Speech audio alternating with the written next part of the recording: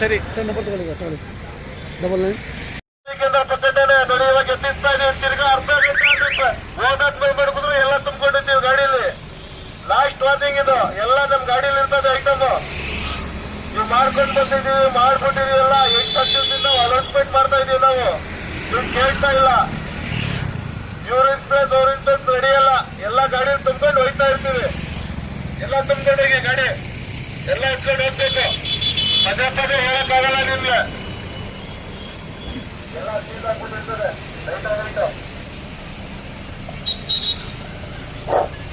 ತೆಗಿಯಪ್ಪ ಅಲ್ಲಿ right side ಆ pandal ತೆಗಿಬೇಕದು. Mini canteen ತರ ಓಪನ್ ಮಾಡಿದ್ರೆ ಲೇಡೀಸ್ ನಿಂತಿರೋದು ಕ್ಲೋಸ್ ಮಾಡಿ. ಅದು ನಿಮ್ಗೆ ಹೇಳ್ತಾ ಇರೋದು. ನಡಿಯಪ್ಪ ಮುಂದೆ ನಡಿಯಪ್ಪ. ತಿಂಗಳಿಂದ ಅನೌನ್ಸ್ಮೆಂಟ್ ಮಾಡ್ತಾ ಇದ್ದೀವಿ. ನೀವು ನಡೀಬಾರ್ದು.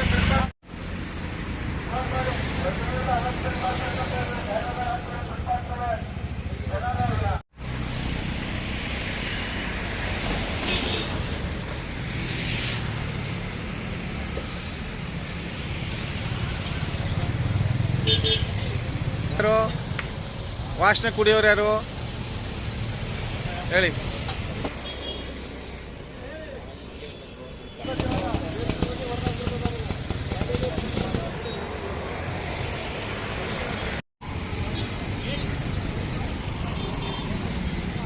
ಆಯ್ತಲ್ವ ಜೀವ?